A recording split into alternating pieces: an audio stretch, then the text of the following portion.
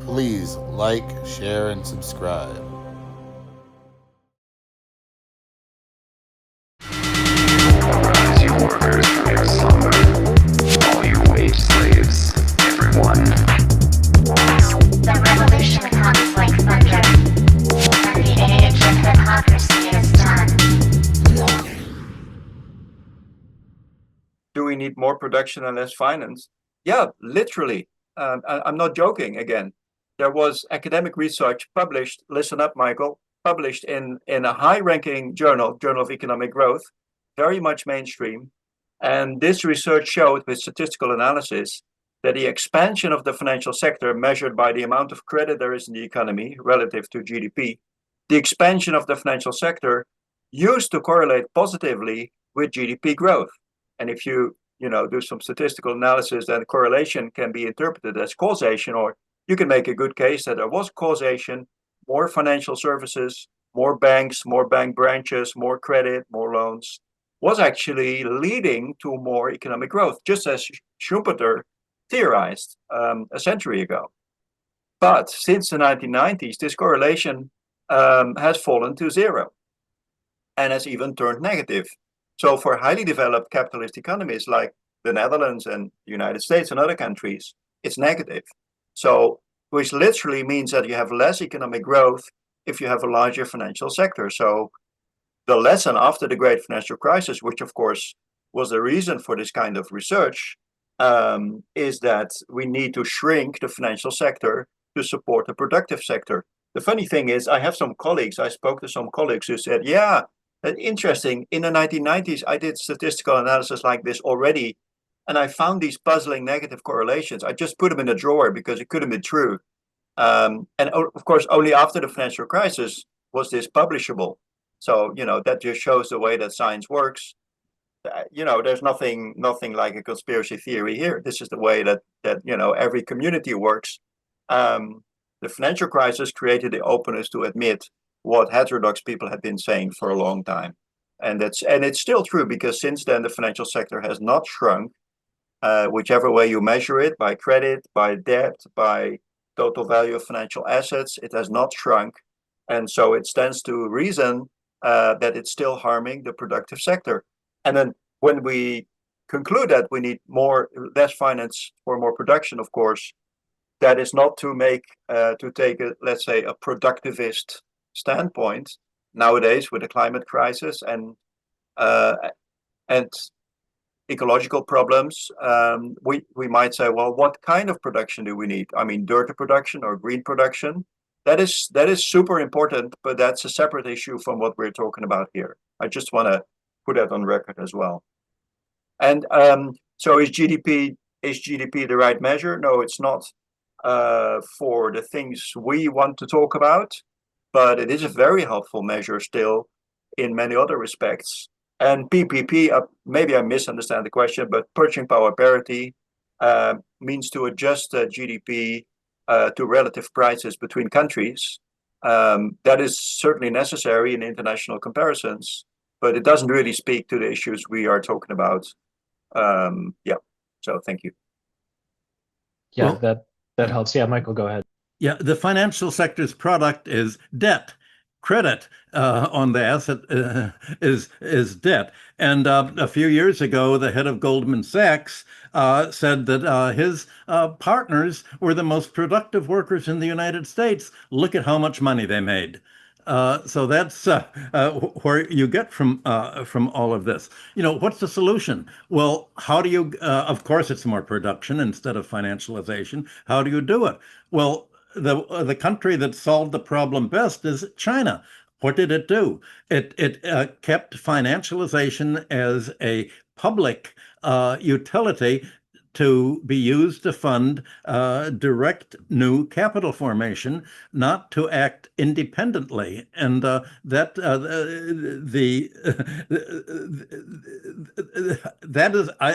me, the only solution is, number one, to realize that the existing economy and what Trump's hopes to reindustrialize cannot recover without wiping out enormous amount of debt. Right now, so much income from not only labor, but from corporations and the public cities and states, as well as the government, are paid as debt service, that it's crowded out. It's done, it's created, it prevents income being used for industrialization. And just yesterday, the Wall Street Journal and other companies issued charts of, look at others. America passed the $1 trillion mark in stock buybacks for this year. And there was a long discussion of Intel that Trump wants to buy in under. Why is Intel stock gone so far down? Why did the company end up as a failure? It used most of its gains for stock buybacks, not to make the kinds of investments in R&D that NVIDIA made. Intel could have been NVIDIA. But it didn't. It said our goal is to make our stockholders rich, not to develop the company, not to long term, because long term we'll be working for another company. Our time frame is 3 months to 1 year, and we can make more money in 3 months and in 1 year than R&D that's going to be, for the future. We don't care about the future. We care about right now, and we can make money by buying stocks. And making ourselves wealthy in stock prices than we can in investment. I think this might be a good time to talk about the different forms of debt, different forms of bank lending.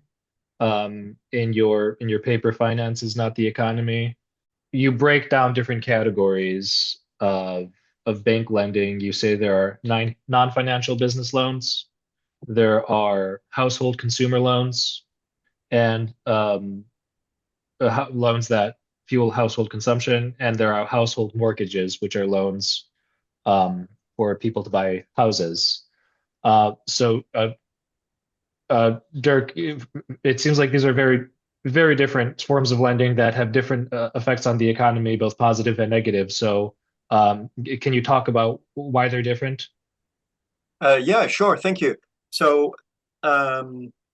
So when we think about the impact of the financial sector on the economy, and we restrict that to banks for now, of course, financial sector is much bigger, but to keep it simple for banks, and also for reasons of data, because we have data on bank loans for virtually any economy, but we don't have data on stock markets. I mean, not many countries don't have stock markets. We don't have data for all countries on other things. So if we just look at bank loans, and we think through, conceptually, we think through what does it do to the economy, then one of my contributions has been, building on other people's work, to collect data and to do the analysis for different kinds of bank loans.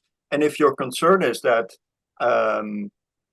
financial sector expansion might mostly benefit the rich, those who own assets, by increasing asset prices, instead of benefit the economy broadly, both workers and capitalists, by increasing production, wages, and profits, then you want to focus on those loans that don't support production, but that support assets. And the biggest asset market in every country is the real estate market, way and way bigger than stock markets, of course, or bond markets. And so since the 1980s, we see an explosive growth of real estate loans, not just in the United States, also in other rich countries, and since the 90s in many emerging economies as well. It's funny, they're always called emerging economies, never sinking economies, but of course that's not what they are always. And so logically, it's this increase in mortgage loans, and including commercial real estate loans, which has really spurred the real estate market, and on the back of it, many other financial asset markets, so securitized loans and so on. And if you don't make that distinction, you're puzzled at why there could be such an increase in debt without any increase in GDP, without any increase in incomes. But of course, when I take a mortgage of, let's say, 500,000 euros, it's about the average price in my country now, and I spend it on an existing home. By far, most mortgages are spent on existing homes, not to build new homes. All that happens is that a home changes hands, and the debt increases by €500,000 and nothing else. End of story. There's no growth in the GDP. There's no income. I mean, maybe I want to have a new kitchen. Maybe I don't. Those are all very small additions to actual productive activity relative to the increase in the debt. And this has been my model to explain why we see such an increase in debt without an increase in activity. And of course, why that could actually be bad for the economy, because I now have, in my example, 500,000 additional debt.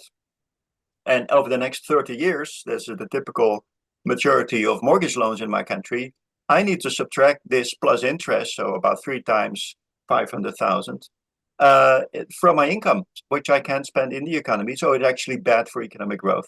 In it's not rocket science, it's really simple.